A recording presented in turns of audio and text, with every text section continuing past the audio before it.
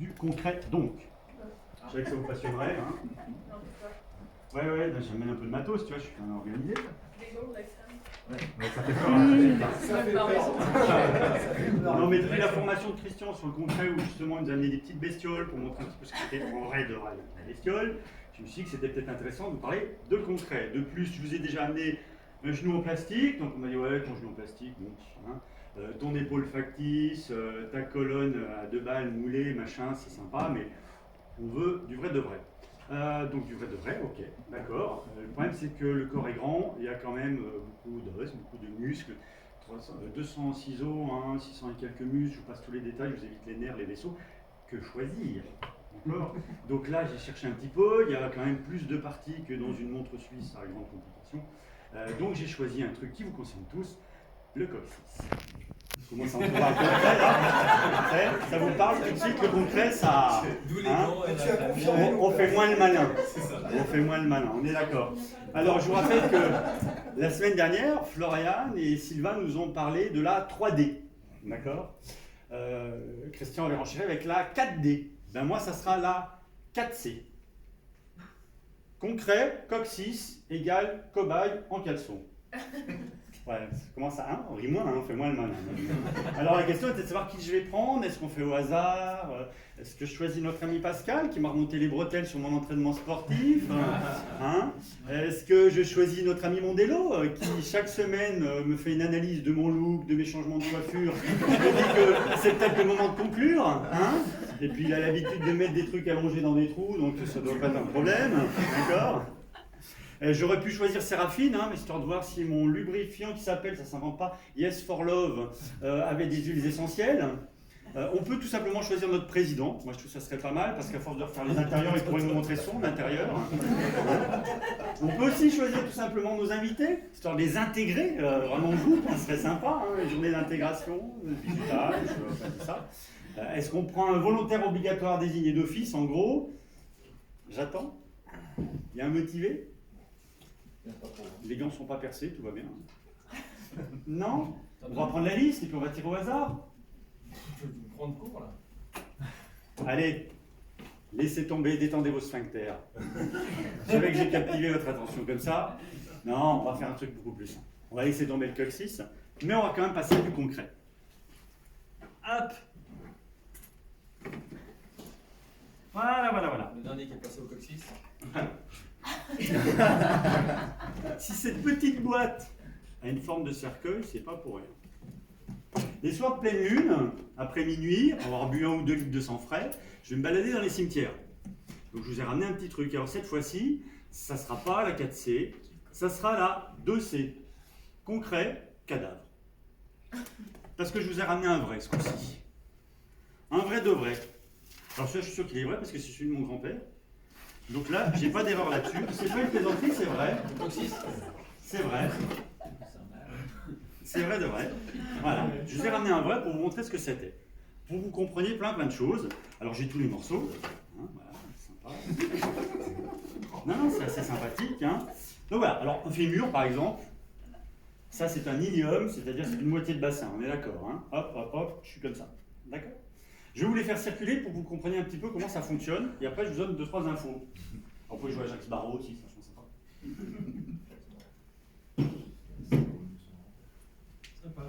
Non, mais c'est celui de mon grand-père. C'est une réalité. Non, ça, c'est totalement vrai. C'est écrit sur la boîte. C'est totalement vrai. J'ai pas dit que c'était mon grand-père. Il appartenait à mon grand-père. Ça fait 4 générations qu'on se le passe en famille, 4 générations dans le médical. C'est sympa de Donc c'est réellement.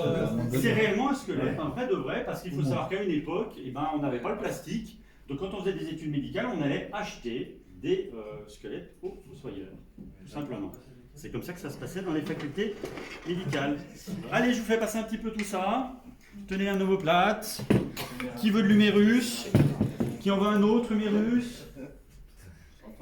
C'est macabre. Un petit bout de péroné. Allez, je vous laisse passer tout ça. Alors pourquoi c'est intéressant de vous amener ça aujourd'hui, au-delà de faire du fun? C'est de vous montrer d'abord, vous regardez la surface de l'os, c'est absolument pas lisse. C'est quelque chose de relativement poreux, avec des reliefs, d'accord? Donc ça c'est un tibia, effectivement. Ce qui veut dire par contre que vos ligaments, vos tendons ne sont pas collés dessus. Ils sont infiltrés dans l'os, comme les racines d'une plante. Ce qui fait que dans certains cas, quand vous tirez un peu trop sur un ligament, alors bien sûr vous pouvez l'avoir déchiré, puis des fois vous ne l'avez pas déchiré, vous avez fait un arrachement osseux. Alors c'est comme quand vous avez voulu offrir un joli pissenlit à votre maman et que la mode de terre est venue avec. Donc vous arrachez de l'os aussi. Ce qui est important, oui, non, c'est intéressant à savoir. Ce qu'il faut savoir aussi, c'est que hormis, alors on va reprendre un autre fémur, un autre ilium.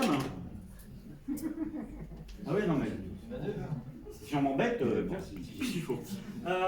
Ce qui est intéressant surtout, c'est de se rendre compte que les surfaces articulaires, vous regardez par exemple là, j'ai un fémur ici, sont déjà un petit peu plus lisses, et encore là on ne voit pas tout, parce que si l'os se frottait l'un sur l'autre, vu la gueule de l'os, ça serait vite poreux, ça s'abîmerait, et en 6 mois, on aurait réglé les articulations.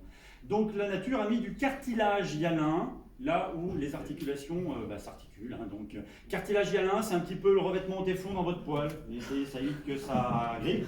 Quand il y en a un petit peu moins, ça grippe. C'est ce qui se passe quand vous avez notamment de l'arthrose. C'est ce relief-là qui s'abîme. Il commence à faire des cratères. C'est pour ça que ça cracouille un petit peu. Et puis qu'au bout d'un moment, on vous met une prothèse parce que de toute façon, c'est plus possible. D'accord ? Mais surtout, ce qui m'a amené à vous amener ce squelette aujourd'hui là, c'est que vous voyez, il est dans une boîte.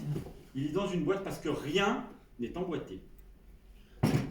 Seule l'articulation de la tête du fémur vient se loger ici, dans un bassin. D'accord ? C'est la seule articulation où il y a une pièce mâle dans une pièce femelle. Il faut savoir qu'en bloc opératoire, il faut une traction de 22 kg pour sortir les deux. C'est la seule.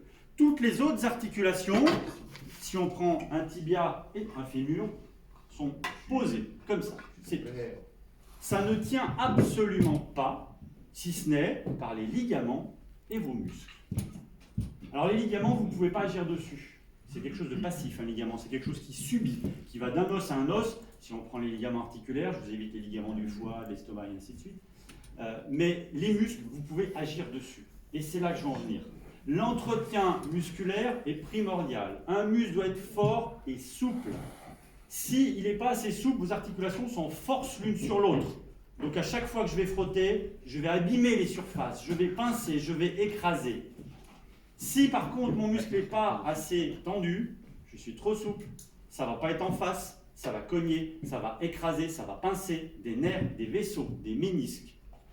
L'intérêt est donc l'entretien musculaire, au moins 2 fois par semaine du sport.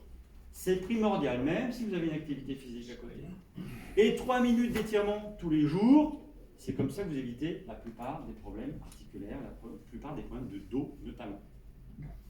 N'oubliez jamais ça, les articulations ne sont pas emboîtées. Ça veut donc dire que ça ne dépend que de vous, cet entretien-là.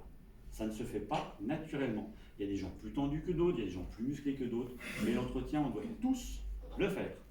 Cette fois-ci, c'est sur du vrai. Alors vous pouvez venir voir après dans la boîte, hein, ils y sont tous. En dehors de la colonne où il y a un petit fil qui la retient à peu près comme il faut, mais si je vous la sauverai, c'est qu'elle me finisse sur les chaussures. Mais il y a tous les morceaux, ça vous permettra de vous rendre compte vraiment de ce que c'est et que votre prise en charge de votre corps, de votre santé est primordiale et à tous les âges. Je vous remercie beaucoup.